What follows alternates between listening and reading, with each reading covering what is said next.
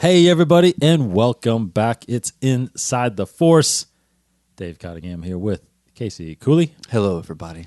We are 1 week away from the return of the Clone Wars. Return of the Clone Wars. Return of the Clone Wars. That's already spoiled the title for the 2 weeks from the episode that we were going to do. Yeah, Exactly right. Exactly right. 7 days away, and for those of you counting at home, because I'm just looking at our countdown on our website, we are 195 days away from Star Wars Celebration. Cool. That's been quiet. I know. haven't talked at all about that. At all. I periodically get on just to look at the podcast applications to see if they've opened it. And last I checked, they haven't. Oh, that's right. Yeah. Yeah, nothing. The website is live, but nothing else. Yeah, nothing else. I mean, it's quiet, really, on all fronts. I mean, I was kind of scouring the news today, thinking no word. I mean, we have a little word on Cassian, which we'll talk about, but yeah, it's super quiet. It's like people are just really anticipating. It's what we were thinking was going to happen. Like, we're in this period of like, what's coming next? Like, we don't know what's going on. There's no roadmap anymore. But I mean, besides the shows that we know are coming, but still, it's just like even that's super quiet. So, and of course, there's that Project Luminous that's lingering out there. I thought we were getting update about that this month. I thought this week, but I guess not. It'll probably be tomorrow. Yeah, exactly. Well, if, you hear me shout if I read it on my phone suddenly if it happens. But no, it's just it's so weird just because we were pummeled with constant Star Wars content, and we're still getting that obviously with books and all that. But it's just the big screen stuff. Super quiet. Yeah, and another thing we'll get into today on this episode is literally within the last hour before we recorded this is a new kind of 1 minute trailer for the start of the Clone Wars. Yeah, that's a good idea for them to do that. They should. Yes. I mean, I guess they don't want to spoil what episodes there are, but yeah, I wish we got more. I think we're going to get more of that leading up till next week.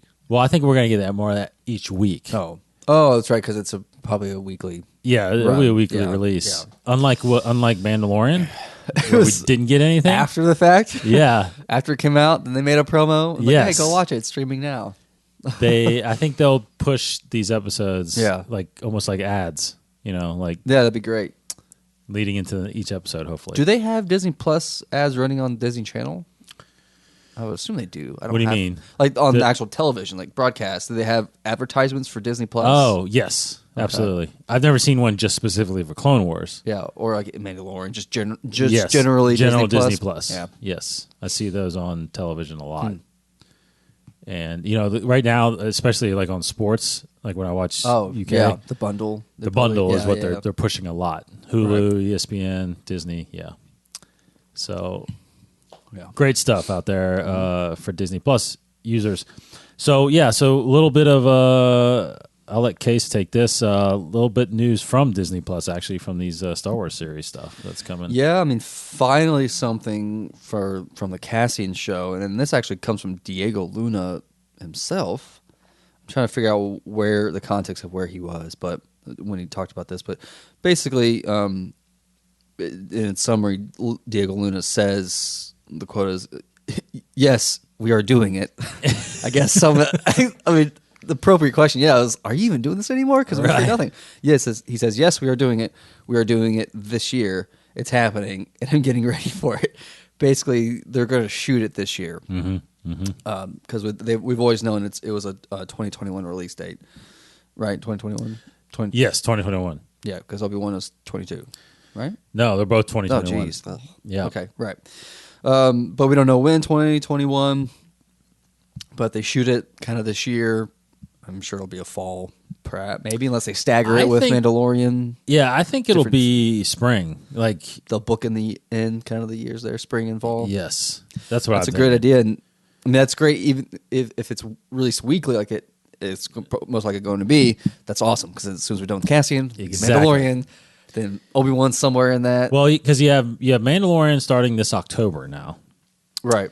I don't know if we mentioned that yet on here, but yeah. Oh, that's right. Maybe we didn't. Yeah. So it was announced that October is the release. Right. It's kind of out there now, but October. So that means if it's we haven't gotten how many episodes? So no, it could be more. Yeah, there's really nothing else about the show. So it literally is just they're going to shoot this year, and that's it. But I'm thinking since we're getting Clone Wars in February, it might be what happens with Cassian next year, as we get it like February, March of next year. That would be cool. Yeah, earlier. Yeah, and then maybe Obi-Wan sometime beginning of the fall. Mm-hmm. It might even overlap with season 3 of Mandalorian if it goes that far, obviously. But more than likely it will. Yeah, I mean, reading through here other quotes, and he doesn't. He just talks about Rogue One. But yep. And you remember Obi-Wan is going to be shorter. That's 4 to 6 probably. Is what we're looking at. I mean, who knows? The last rumor too is it possibly could go back to being a movie. Sure. Yeah. I mean, so that'd be cool. I mean, if they're like 3 long movies or something like that. Yeah. Even if it's 1, I'll take whatever you give me. Whatever. Yes. So you could shoot that depending on how complicated it is. Yeah. Beginning of the year and have it ready by the mid to late end of the year. It's cool. Like hopefully they're in a place where it's like what DC is doing, these like $50 million movies. Yes. It's like I feel like now we're in a place where we can make Star Wars for cheaper, or you just write it cheaper. Yeah. Basically, like Obi-Wan should be cheap. Should be. It should. Yeah. Mandalorian. I mean, it's expensive for a television show, I guess, but even that. Well, what they do? They did a lot 10 million an episode. Is that what what was said? I think. And then there's a really cool video of the technology they used and how they shot it, and it was all pretty much a lot of it was practical, right? I mean, just on digital screens. Background screens, yeah. A lot of practical alien costumes and all that stuff. So it's I'm sure, but it was like recorded footage on live. set. It was real time. It's incredible. You guys need to look this up. Real time digital backdrops that is interactive with the practical camera that's on set, obviously shooting it. It's just it's mind blowing. It's really cool. So they could do that with Obi-Wan, and I don't know if that saves money or if that's more expensive. I don't know. But anyways, it's like I feel like it's got to be saving money because they did that with Solo, where every shot in the Millennium Falcon, the cockpit of the was a screen, and they were seeing right. Yeah, when you're going through hyperspace, that the light's going by, and awesome. It just created the actual practical lighting effect. Right. Very cool. It's very cool. So hopefully that's more economical way of doing Star Wars, which will allow them to do more content. I don't know, but very cool times. Oh, speaking of, I just wanted to, because we're on the visual effects. You talked about the visual effects reel. Yeah. The shot was in there. Did you see the shot that we saw? Yes, totally. I paused it. So ILM put out a visual effects reel before the Oscars, obviously in hopes of getting an Oscar, which they didn't. But there was the shot of. I feel like the shot they showed was what was in the movie. It's like a big, high, wide angle shot of Finn and Janna and the Resistance soldiers with the I always forget the horse, Star Wars horse alien name. Anyways, riding the horses on the Star Destroyer. Yes, so it's a big shot, but they showed what it really looked like. So it's the practical set, but then you see a lot of extra stuff, crew on the side, and you see this vehicle rigged up with a camera moving opposite in the direction, parallel, but opposite the direction that the horses are running. So it's like, that's literally what we saw. That's literally what we saw. We saw that vehicle go past, and then the actors go towards the right. So across, it's like, gosh, it's like, that's it. That was it. Yeah, and it was all green screen. Yeah, they were just all gone, painted out. Oh, man. So I think I remember us talking about whether or not that was the Death Star. Yeah, it looked like the Death Star. It had the turbo lasers that looked like the Death Star ones, but but actually it was on top of the Star Destroyer. So really cool because I saw that, I was like, yeah, I loved it. That was really nice. I mean, that's a great. Look that up because the reel goes into detail about how they used Carrie Fisher and repurposed her footage. Amazing. And then did the the flashback scene and just a lot of the visual effects shots was pretty incredible. Yes. So Cassian filming this year. Now another rumor of a spinoff. Right. That's possibly coming. Now this is complete rumor, and we don't really talk too much about rumors on here, but apparently there's a rumor floating around that a Solo spinoff is coming to Disney Plus as well. centered around Lando's. Lando Calrissian, which is played by Donald Glover. So, yeah, maybe. Sure. I don't know. I mean, to pull something from that universe, I wouldn't have gone with something that's centric around Lando. Yeah. But because we talked about on here before, where they've really set it up to where you can have these syndicates and have a very much like a you can call it Game of Thrones, or you can call it some other kind of like just a general gang type of story where you have these different syndicates battling each other, like turf wars, whatever. But that's great. I mean, I would love anything you throw at me, I'll take it. So Lando was awesome. Donald Glover was awesome in that movie. So I would obviously love a show around that. But again, yeah, it's super rumor. Super right rumor. now. Super rumor. So we'll dive into that if it ever obviously comes to fruition. Because I keep hearing, and I'm on the bandwagon too, of if you're going to do anything from that, if it's not Han and Chewie, it's got to be Maul. And That it would be amazing. You know what? Because I was just thinking of this. Okay, do a show about Enfys Nest, or Enfys Nest, yeah. and you can incorporate these other people, and especially Maul, and Crimson And Saw. Dawn and Saw. Like, I mean, it's all there. it's all there. Whether you knew it or not, Story Group, like you've laid all these amazing pieces down. Mm-hmm. Like, hopefully they're going to pick them up. Very and true. run with it. Very true. But who knows? Yeah. Just a reminder again, Rise of Skywalker, the novelization will be out March 17th. So we're about a month away from that. Now, comics, I want to go back to something we talked about last week briefly, which was the release of Vader #1, which was the third volume of the Vader series in this new Marvel canon. So we talked about how there was a big cliffhanger at the end, or a big reveal, and we didn't want to spoil it because it just came out last week. So now it's been out a week, so spoilers if you haven't seen Right. or read about what happens in this comic. So Vader 1 takes place just like the concurrent Star Wars story that's happening right now in Star Wars Volume 2, where this is right after The Empire Strikes Back. In fact, Vader #1,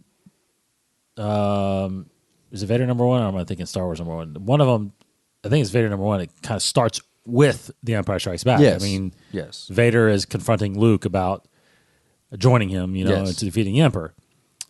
So, anyway, Vader decides he's kind of going to help or go kind of discover his past a little bit and find out who raised Luke, basically. Who was involved. He's going to make him suffer. Well, he wants to kill him. He wants to kill right? everybody that's helped hide this secret. Yeah. So, long story short, gets to the end of this comic. He's actually in his old apartment on Coruscant, where him and Padme were together, right? And as he's there, he's there and he discovers a lead. Yeah, there was. That Although takes, I think it was like publicly. Was it publicly Padme's apartment? It was Well, obviously, it's Padme's Anakin apartment. used it too. Obviously, but yes, they were getting to some. I don't know. It was like a secret entrance or something like some that. kind of secret room or compartment or Yes. something like that. So anyway, he gets in there and he is confronted by somebody, which, again, spoilers, which looks like Padme. Right. Yeah. Well, Vader, does he say it to himself or does he says- think it? No, I think he asks Padme? Yeah. Yeah. Now, look, again, I want to get a little deeper into this, because for those of you that have done the Vader VR series on Oculus, the whole premise of that first episode there is you're discovering that he's trying to basically bring Padme back somehow. Yeah. Using that crystal or whatever that rock or whatever that was. Yes. Yeah. On Mustafar. Yeah. It's and then if you, again, and then there's other comics. I think it was in his second volume where you discover the reason behind building his castle on Mustafar, and that is because there's a gateway of the Force on that planet. Right. And he is desperately trying constantly to bring Padme back. And it's blowing my mind recently that he's doing this. And because, you're obviously under the impression that after Revenge of the Sith up until New Hope, he's just evil Vader going out hunting Jedi and bringing order to the galaxy. Even the book side of things, Lords of the Sith, what we saw in Rebels and Rogue One, even though that was right before New Hope. So it's like everything we've been seeing in kind of the initial Vader series, or at least the first reboot of it, I guess, was all about how Vader is just Vader and how he is just evil. Yeah. So it's interesting that they're totally doing something different in the same time period, but total new perspective of what else he's been up to. I mean, it's 19 years, so it's a lot, a lot to cover. And it just feels like, that, because the Vader series, gosh, I gotta look it up. It doesn't take place that far from. It takes place closer to A New Hope than it does from Revenge of the Sith. The first run of Vader, you're saying? No, the VR series. Oh, the VR series. Sorry, yeah, the VR series. Yeah. So, what I'm saying is that I feel like he's been struggling. He struggles with this for a long time. Yeah, it's pretty tragic. Him not getting over Padme, it wasn't something he just, Yeah. I mean, and he's still under the impression, I guess, I don't know at what point, because you remember when he asked the Emperor what happened to her. Yeah. It's like, you killed her. Yeah. And he's like, what? I didn't kill her, Yeah. And then, I mean, he went as far as when, I think it was after A New Hope in the comic series, he went back and searched Padme's tomb. Yeah. Because you remember he gets the name Skywalker from Boba Fett. Yeah. And he goes and searches her tomb and realizes that the pregnancy was the death of the infant was fake. They faked her being pregnant. Correct. Basically. Still pregnant after she died. So he discovered the ruse or whatever. But if I remember correctly, there was a body in there. Yeah, there was. Okay. Yeah. Because he saw that little charm. Yeah. That she gave. Anakin. He gave her. Little Anakin gave her. Yeah. So that's why this comic is like, what? No. What's the theory? Yeah. What's your theory? Well, it's not Padme for like the original one. I mean, people are immediately going to clones. I think it's Sabe. Yeah, that's my thought. Yeah. It could be another handmaiden, but yeah. I think Sabe would be the most, just because from Queen's Shadow. Correct. The end of Queen's Shadow, she becomes an important figure, at least in the kind of early rebellion, I guess you can say, stages. Her, and I forget her love interest character's name, but yeah, that book ended very much with, Sabe was alive and she's still active in what's happening in the galaxy. So, and this is way past that, but I guess she could still be alive. She could still be hanging around. This is original trilogy, so this is crazy. And then so Empire Strikes Back. So we're like 22 years after Revenge of the Sith, roughly. 22, yeah. So, so it's obviously a much older Sabe. Yeah. I mean, she looks older too, because there's a cover. They were all kids in Queen's Shadow. Yeah, basically. So, yeah, they're in their teenagers. So she's probably in her maybe early 40s, whatever, late 30s perhaps. But it looks older in the comic book. It looks like a properly aged one. But I mean, she was. Correct me if I'm wrong, but Sabe was the best handmaiden? Was she like the best handmaiden? I can't remember. 'Cause she obviously she's the most skilled, most. She was she's used the one for most the used. Replacement, actual decoy a lot, because first of all she looked a lot like Padme, correct, and then she was just so she was played by Keira Knightley, right, in The Phantom Menace. I don't know if she even was in Attack of the Clones. I don't think so. Yeah, no, because did she? Because Corday is the one that dies. Yeah, it's been a while since I read. Dorme is the one that replaces her when she leaves and goes with Anakin. I don't know if Sabe is even around at that point. I can't remember. Didn't she leave? Did she leave the Handmaiden? She might have program, whatever. Yeah. In Queen's Shadow. Gosh, I wish I looked it up. But anyways, I think it's her. Because Sabe, yeah. Sabe. Because I really after Queen's Shadow, I really wanted to learn. Obviously, they set it up for more stories with her, but you know, I thought for a potential sequel to the book. But we're getting this hopefully. Yeah. But much. I mean, I go back to I do go back to Revenge of the Sith, and I keep thinking that I do wish Padme had survived because I think that I thought it would have been different. I think that her starting the fully starting the rebellion and building the rebellion, that would have been just iconic with her, her and Anakin pitting on different sides. It's like that would have been incredible. How insane could that have changed the original trilogy as she lived through that? Like if Luke found her or she found Luke, and then but you can still use that to get to the same ending of Return of the Jedi, where the Emperor kills Padme, Vader knows it, and then he goes after the Emperor. Oh gosh, yeah. That's a little different than him doing that ultimate self-sacrificing to save his son. Well, you can still tie it in. Again, you can end it the same way, but now you're just adding this extra crazy element of Padme. Oh man! But then also Leia's line makes complete sense. Yeah, about images and knowing her mother barely. Yeah. Because she could have been around a little bit, even though Bail raised her. Yeah. Because she was out, hiding and making and secretly building the rebellion and all this stuff. So yeah, I would have loved having her alive still. I mean, she still could have chosen to give her kids away for their protection. Yes, I think she would have had to. Exiles herself. Yeah, well, she faked her. She had to fake her fake death. her death, exiled herself while secretly building, maybe a rebellion, that kind of a thing. Yes, that'd been cool. Like in all honesty,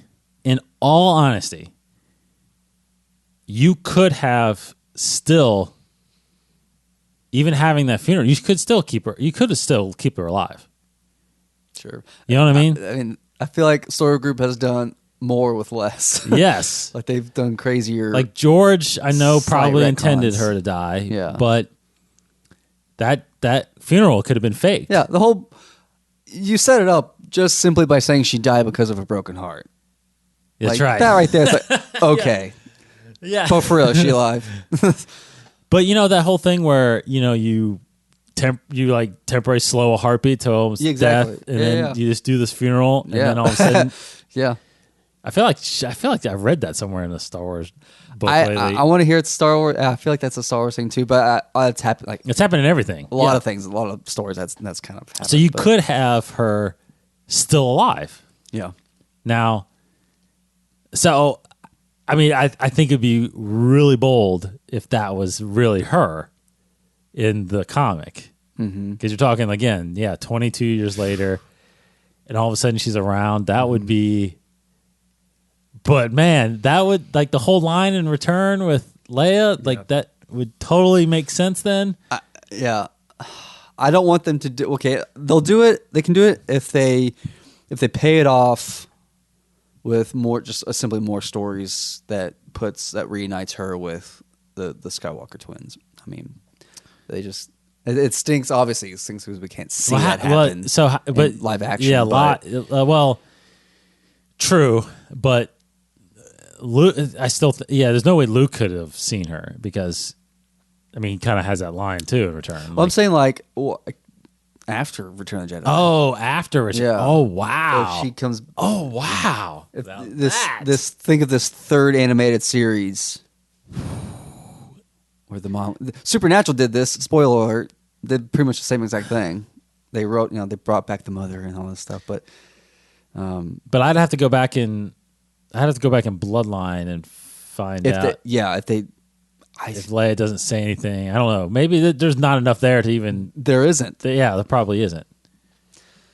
Wow. Yeah, Okay, so we are. There you go, yeah. story group.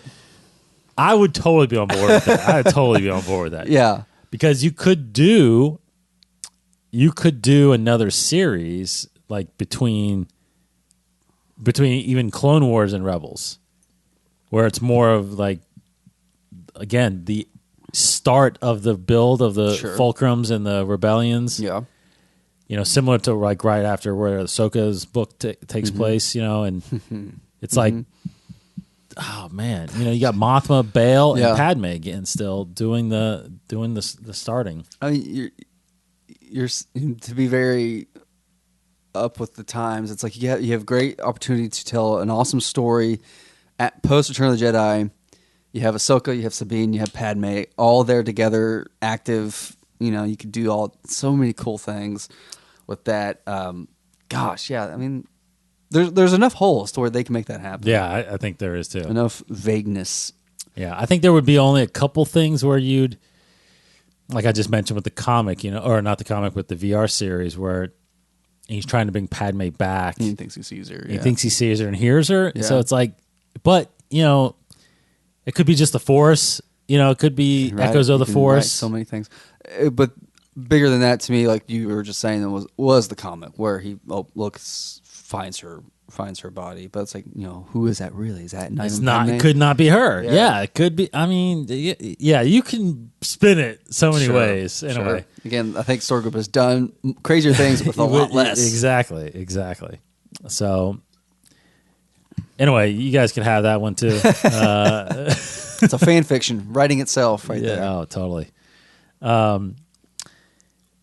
So anyway, the Vader comic is out there. Go check it out. I'm curious on the next few issues on finding out what that is.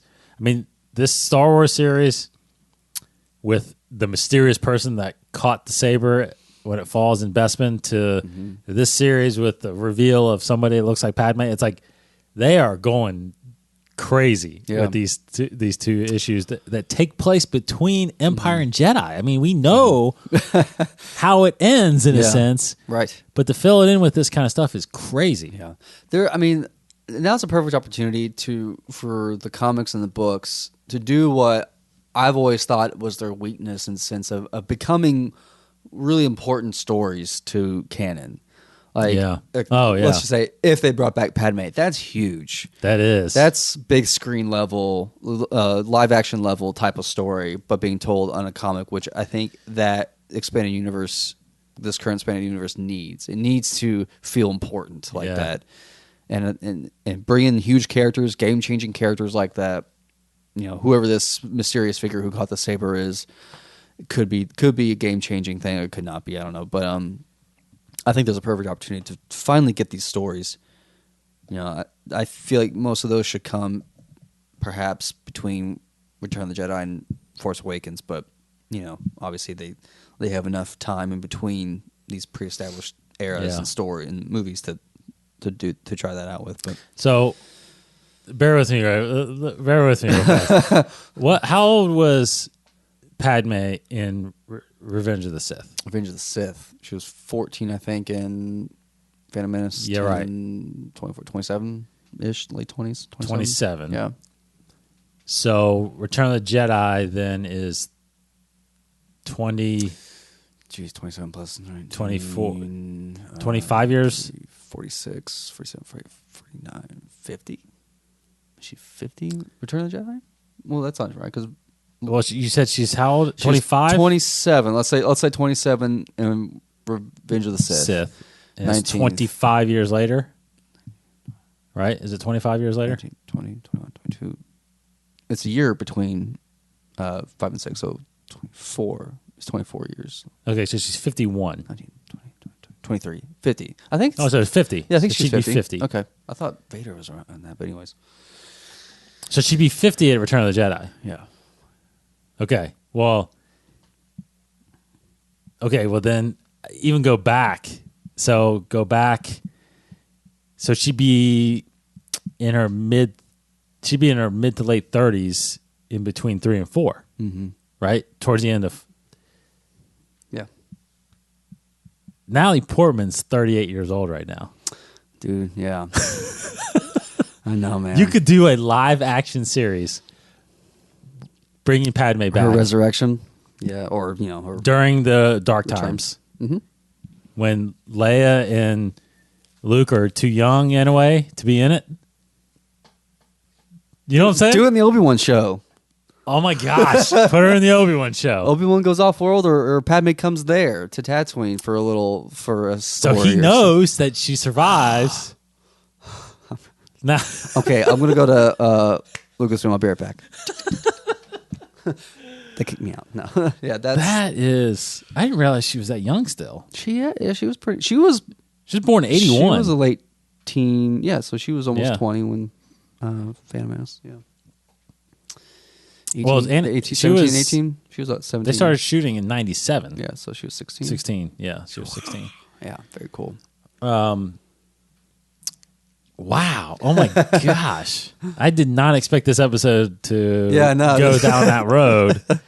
So I might have to change the title of this episode. But, wow.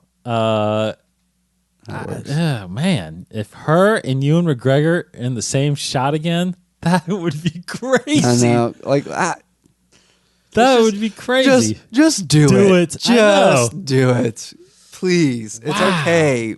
We would love it. It would be fan service, but you make it work. It's fine.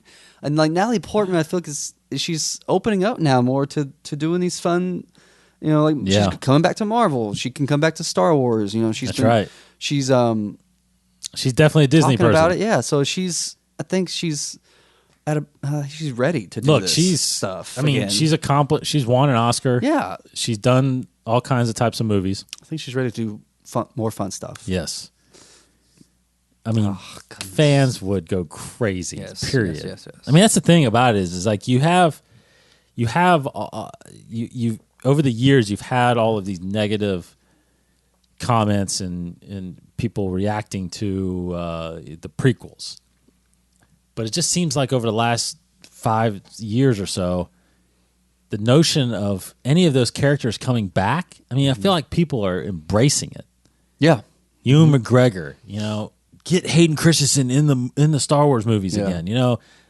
I think they would kill to have Natalie Portman back. Absolutely. Qui-Gon, even if he's a Force ghost or whatever, I mean, he couldn't be, I guess, but having him back, his voice. I mean, it's like people. I mean, even as far as it sounds like people are okay with Jar Jar coming back in the in the Obi-Wan series. It's like it's a prequel reunion. Man. Yes, it is. And yeah, I feel like Natalie Portman would be really interested too because she champions so much for women filmmakers.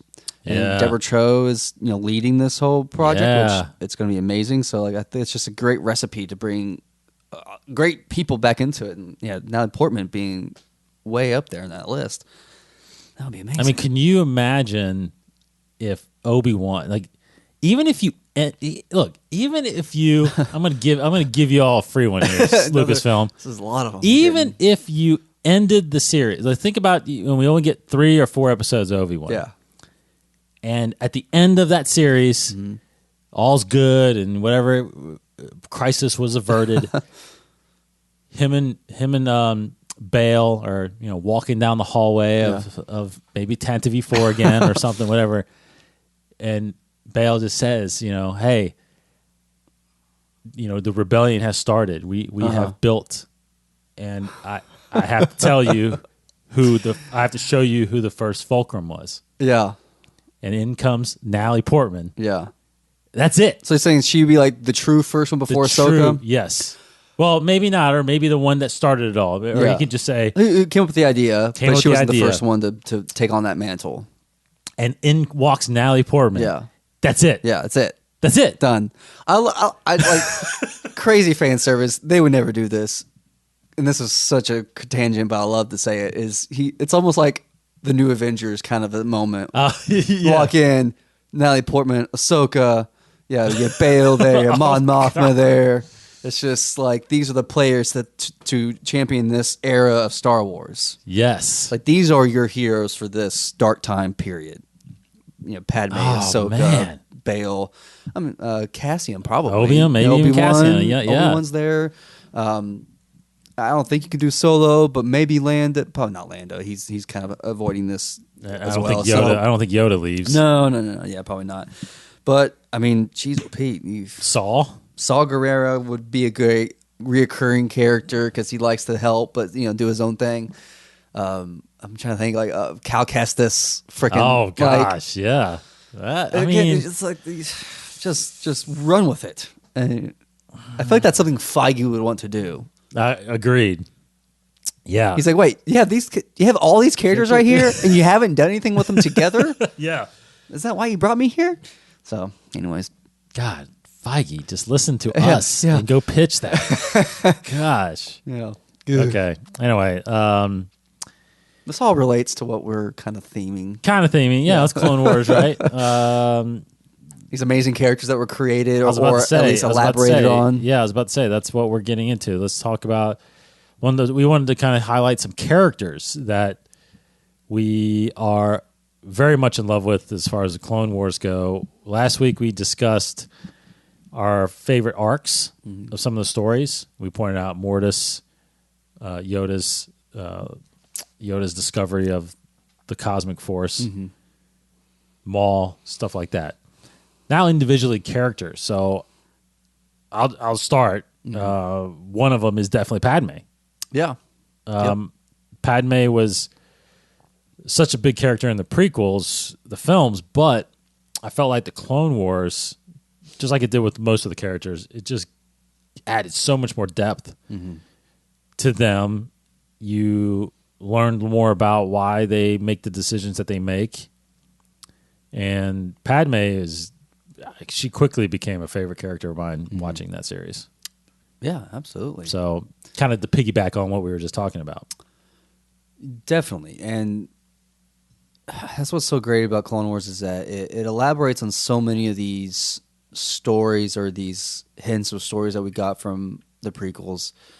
So with Padme, her relationship with Anakin, they elaborated on that because and Anakin for me is, it's one of my favorite characters of the Clone Wars just because it was so eye-opening to his development as a character, going from Attack of the Clones to Revenge of the Sith. Like there's a definite growth there when you watch how Hayden Christensen performs in those movies, and we see that through Clone Wars.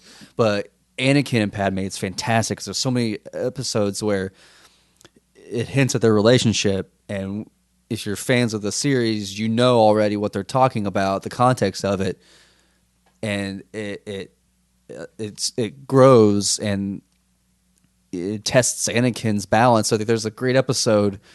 It's the Clovis. I want to say Clovis, right? Mm-hmm. Who's kind of like the old flame, or he tries to move in a little bit on Padme, and there's a crazy story there. But it's a great episode for Anakin where he goes over the edge and beats up this guy, basically just savagely beats him up and has to be stopped by Padme. It's a great episode. It's a great character moment for Anakin and Padme, and that's why the Clone Wars was the perfect medium to tell those stories on. And you got so many more of that type of storytelling with this show. Yeah, Anakin was great, and his relationship with Obi-Wan was another one that elaborated on that.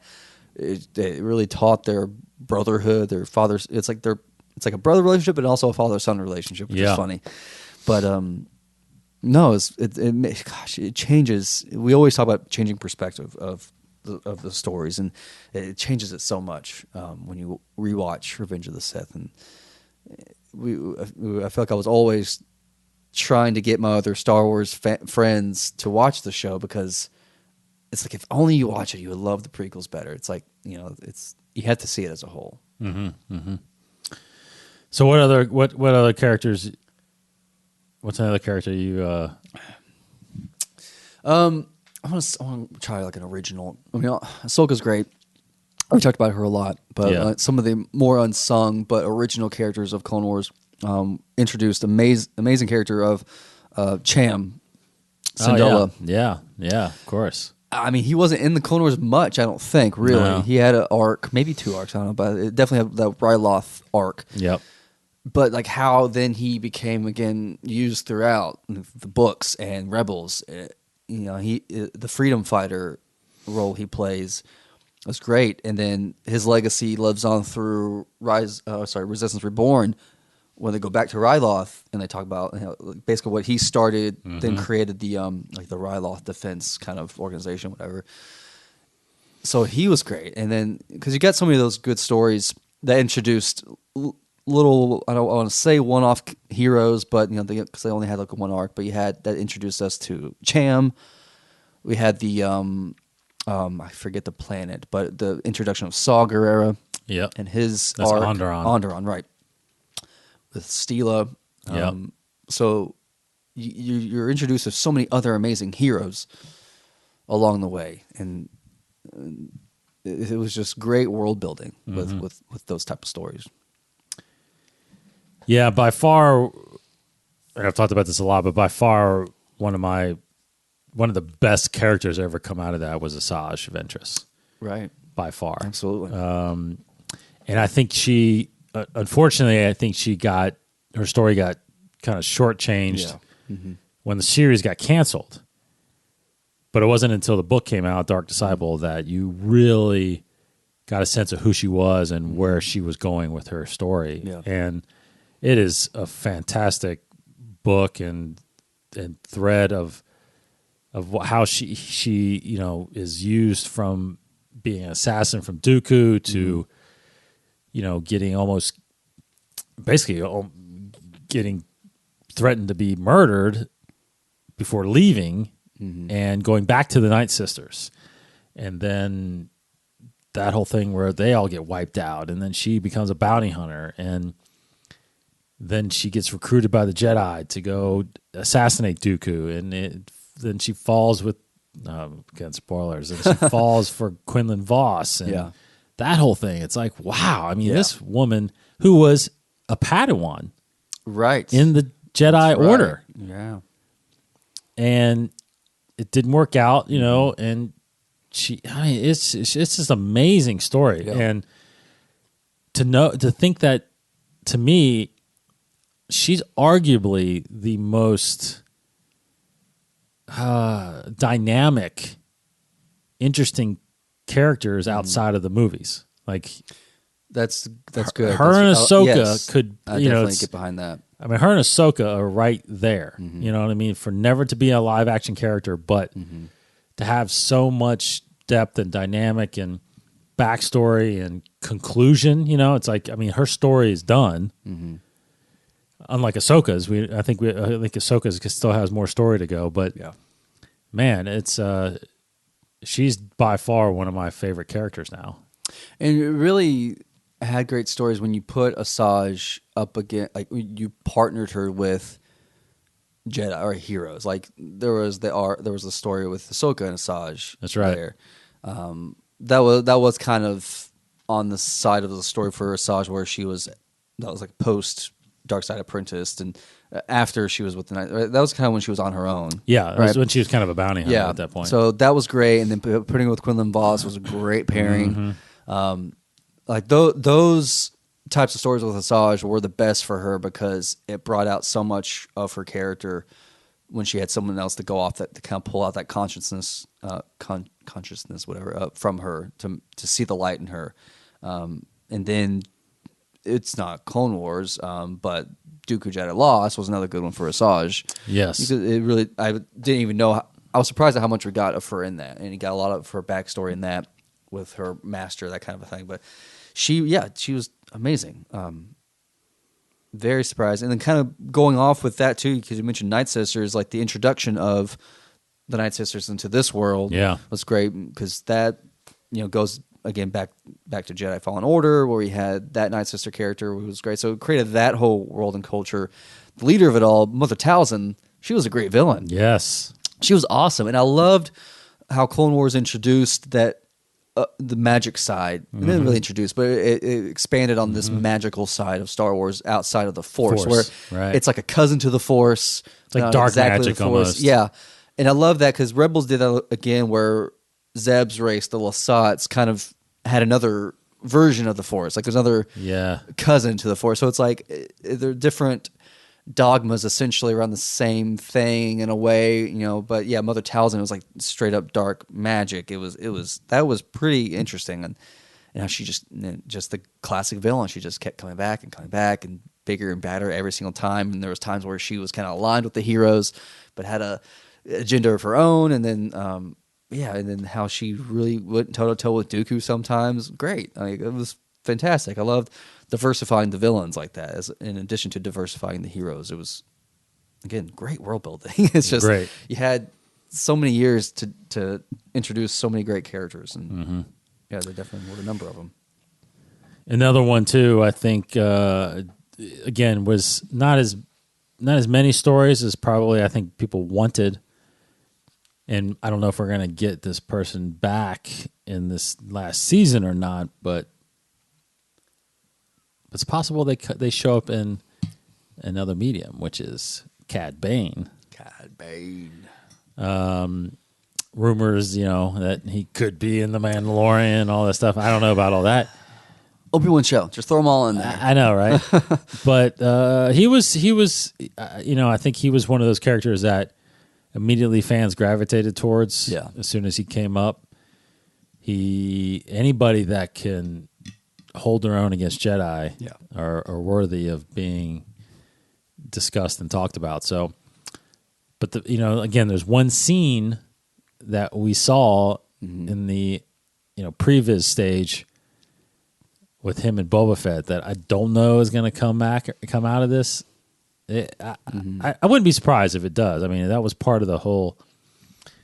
But that's part of the series. I mean, it's part of a way of ending his story or wrapping his story up versus as well as Boba Fett, finding his armor and all that. I mean, I wouldn't be surprised if Dave Filoni, using the reaction that he got from Celebration when he showed that clip and the love for Cad Bane, and now having the opportunity to finish these Clone Wars stories, basically rewriting Cad Bane's story to making him live. It was the shootout scene that you're referring to that we saw where presumably Cad Bane died, but we didn't really get that confirmation. So this is an opportunity for Filoni to be like, you know what? He's going to live because everybody loves him, and I think there's more to tell. He's going to live. And then so maybe we do get that in this new season of Clone Wars. So maybe we can get that scene, but it ends with Cad Bane surviving somehow, not exactly dying when he gets shot. So that would be great. Yeah, Cad Bane, man, was awesome. I love that alien race too. The Duros is a cool race. Yeah. It's funny because I'll go back one step to, you brought up Syndulla there. I mean, again, this is a little bit of an opportunity, like Kanan, to introduce Hera. To officially make that connection back to Rebels again. So that could happen. But back to the, I forgot to mention it before we got into this, but the Bad Batch trailer that they just kind of put out the minute for next year. Again, I think that video, that ad they put out for that, to me, that is feeling like that is all part of that episode, that first episode. From the animatic episode that you saw? Well, I'm just saying that the preview that we saw was from one episode. Yes, from the first episode that's streaming February 21st. Gotcha. Meaning that, to me, this Bad Batch could just be one episode, but but I think what I'm saying is that it's lending itself to be a longer episode. Sure. Yeah. So maybe that's gonna that leaves it open for possibilities of these Cad Bane episodes, these Cham Syndulla episodes. 12, 13 episodes. 12 episodes, because they could be 45-minute long episodes. They could be hour-long episodes. Yeah, two episodes in one, meaning that we could be getting 24 episodes, basically. Yeah, if they're all double timed, right? Yes. And I feel like that's what they're doing. They meet the Bad Batch, and originally Bad Batch was 4 episodes, but see, I that was one of the animatic series that I tried to watch also, and if I remember correctly. it wasn't really anything like what we were seeing. Sure. Yeah. So they obviously could have rewrote it and changed it. I think they condensed it, and I think that we may only get them in this one episode, and then the following episode is something else. So I wouldn't be surprised if it's now again. Well, I don't know. See, that's the thing. The Siege of Mandalore can end up being the last episode. Well, if it's the last two, it's like part 1, part 2. Yeah, that's 4 episodes, really. That's right. 4 of those half-hour episodes, but a two-parter with this longer. That's actually makes sense. They could do 2 episode arcs, which would not necessarily be 4. Awesome. That'd be great. So anyway, Cad Bane. We mentioned Ahsoka, Saj. I think others on my list. I mean, I'm a big fan of Rex. Yeah. I think he grew into being a very special character, especially when you brought him back in Rebels. Mm-hmm. Of course, he's in Return of the Jedi. Yes, he is. Confirmed. You're right. I guess it's maybe not fully confirmed yet. Oh, come on. Just do that. Also, come on. Rex is, going back and rewatching some episodes of Clone Wars. He is a great character, and I'm glad. It's actually pretty awesome that he survives Order 66. Yeah, that was. Jeez. In addition to creating these characters, part of the smartest thing Dave Filoni could do is make them survive and live into these later stories. Yeah, so smart, so great, so clever. The clones are great. I feel like thinking back. I wish there was more Commander Cody in it. Yeah. I always liked Commander Cody, but the other ones that they introduced, Fives was great. All those Echo, all those guys are great, and I'm sure I'll love the Bad Batch characters. Yes, but, they look awesome. It's like a Rambo type one, which is great. He's got like a thing going on. This is really cool. But it's funny to think of the Bad Batch. They're like the bad clones. Yeah, like the mutated clones. But they're like celebrated mutations. It's like that's crazy. That's fun. That's really fun. Yeah, great. It's just I think we said this maybe last week or a couple weeks ago, but it would have been great if they had the foresight of how those clones would be, so that they could have reflected that in Revenge of the Sith. Yes, that would have been awesome. That would have been awesome. You see all these differently designed. But you also said, why can't you fix it? You can fix it. And you can easily fix it. Sure, why not? Yeah, and there's only a couple shots where they have their helmets. I always off. think of Utapau. Utapau is a big. Utapau has Cody. There's moments where several of them have their helmets off, standing around. Yeah, well, the one big one I can remember is Anakin, leaving. Is it Anakin? No, it's Obi-Wan. Maybe it's Obi-Wan leaving for Utapau. And there's like you see him walking around. He's in the ship and getting ready to get in his Star Cruiser, his starfighter, and there's like 5 of them standing there with their helmets off, and they all look the same. Yeah, I mean, it's like I think later, right when he lands on Utapau, there's another thing like that too. I think there's just more just hanging around. Yeah, but I mean, I guess it's probably right after his fight with Grievous, I guess. Yes, but that would have been cool because most of the other times you see them with their helmets on. Yeah. So they're all digital, so you just fix that. But that would have been cool. I mean, other characters. I loved it when they were able to give more screen time for a lot of the characters that were shown in the prequels, but not featured a lot, like Alia Secura. Secura. She was just in a couple scenes now, but then she gets a lot of episodes, a lot of screen time, which is great. She gets a voice. Luminara was another one that I loved seeing more of her. And the other Jedi Masters, Shakti, how they made Shakti. Shakti has some great. The trainer, I guess, of these rookies. Yes. That's a great episode. Oh, that rookie episode was great. Plo Koon. Plo Koon has some great. James Arnold Taylor is Plo Koon in Obi-Wan. So it's like you get these great people to breathe life into these characters finally. Kit Fisto, his episodes were awesome. Was it Cato Pneumonia? Is that where they went? I can't remember. There was like an underwater episode with Kit Fisto. I can't remember which planet that was. No, it was Mon Calamari. Mon Cala. That's right. Mon Cala. Yeah. What am I thinking of? Yeah. That was cool. So getting to see these characters finally in action is Yes. awesome. Another one that's kind of like that, we saw him in A New Hope, Yularen. Yes. Yularen was great. Connection for A New Hope to this era of Clone Wars. He shows up in This Rebels, little too. In Rebels as well. So it's Yep. these little Easter eggs. Fantastic. Always love that. Always love seeing that. Yep. A couple other ones, too, as far as just regular characters.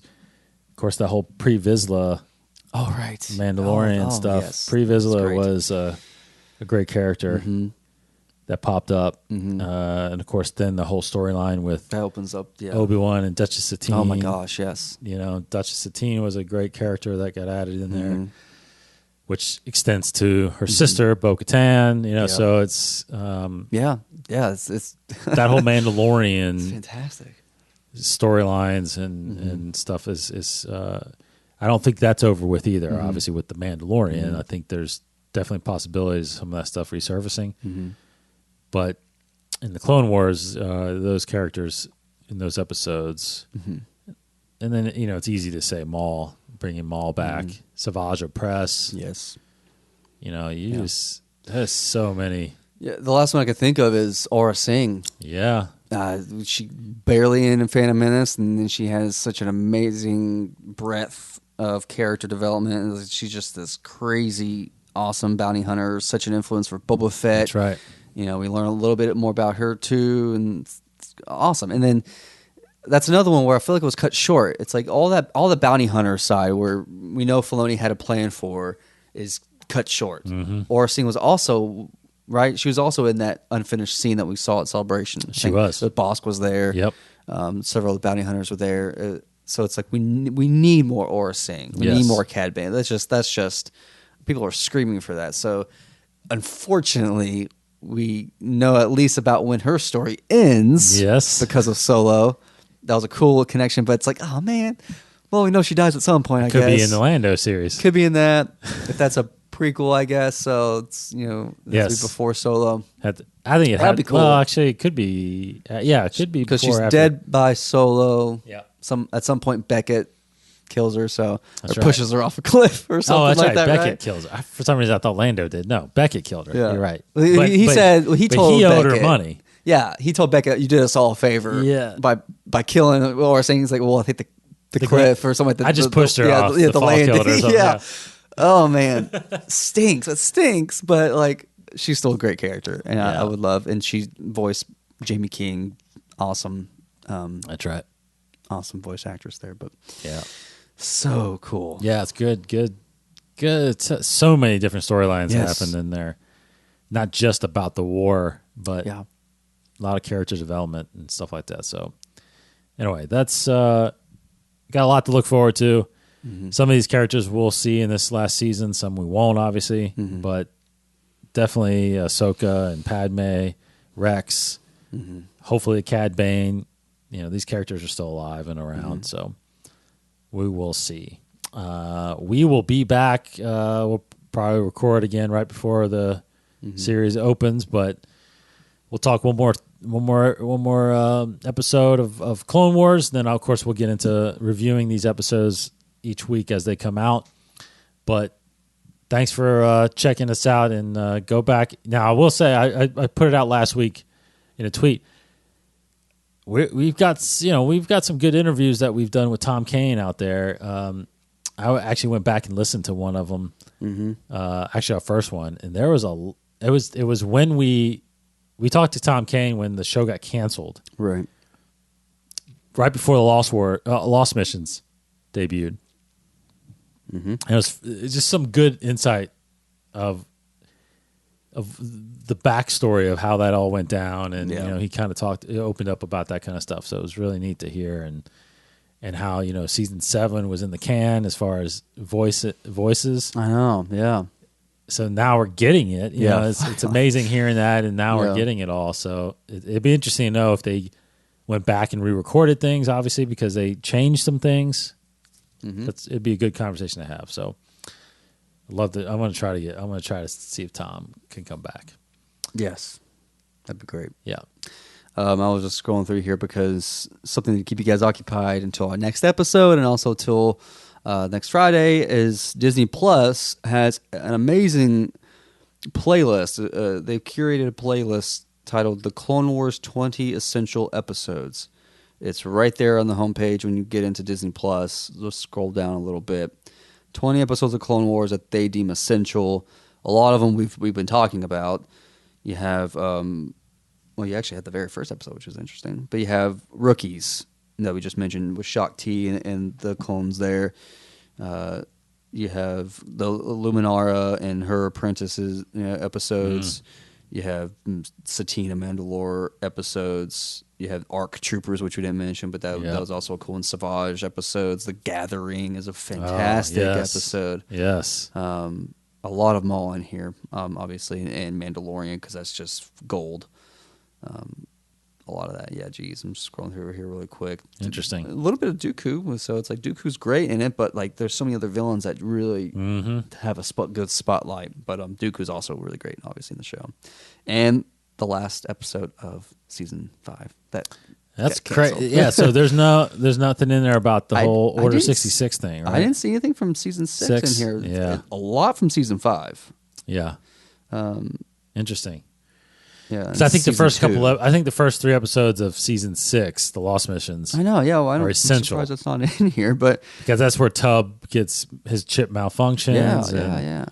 They just interesting. 5 is discovering that there's conspiracy and all this stuff. So it's really good. Yeah, the playlist starts with the very first episode of the show and ends with the last episode of season 5. So that is weird, but I mean, it's tough to pick 20 episodes. Because there's 121 episodes, I think. Like that, so you got a week. Get in as much as you can. Yes.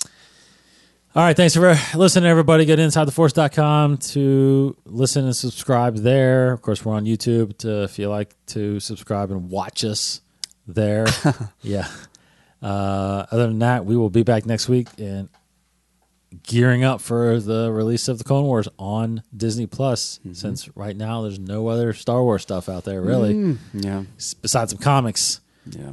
Like I said, the next book is not till March, which is the Rise of the Skywalker novelization. I was looking the other day. There's still no release date necessarily of the digital release of the movie yet. You can pre-order it in places, but there's no release date yet. Yeah. I actually looked in the theater the other day because I was thinking I might try to catch another, but it's gone. Okay. It's gone. So it's not around here anymore. It's still running in places, but I think I saw it still running on like 1,500 screens or something like that. Oh, wow. Around the country. So obviously probably in the bigger markets they've got it, but we don't have it here anymore. Unless there's isn't there a second run movie place around here? Oh, geez. I don't think over so off anymore. Carmike? Isn't Carmike second run now or no? I don't know. Anyway, anybody not in Lexington knows what I'm talking about, but I don't know. Yeah. I don't know. I mean, it's got to be out digital here soon. Yeah. At some point. Especially if it's out of the theaters. Yeah. So can't wait to watch it at home. Still unsure of the timetable when it hits digital, then it also gets on Disney Plus. That's unsure now. It is unsure. Like Frozen 2 just dropped. It came in theaters in November. Right. So it's not too far. Yeah, that came out this past Tuesday on digital. It didn't hit Disney Plus. Not yet. That's the weird thing. Yes. It's like it's on digital now, but not Disney Plus yet. No. Toy Story 4 just came out a couple weeks ago, right? That's the one. So Toy Story 4 just landed last week or the week before. That came out in July. Yeah. So 8 months. I hope it's not that long. Yeah. Because now that Disney Plus is in full effect, I would think that Frozen 2 would be the first one that would quickly get to Disney Plus once it hit digital, but I guess not. I think they're trying to get as much money as they can out of the digital before they. It's not even searchable yet on Disney Plus, so it doesn't even tell you when it will. No. Yeah. Anyway, man. Have a great week, everybody.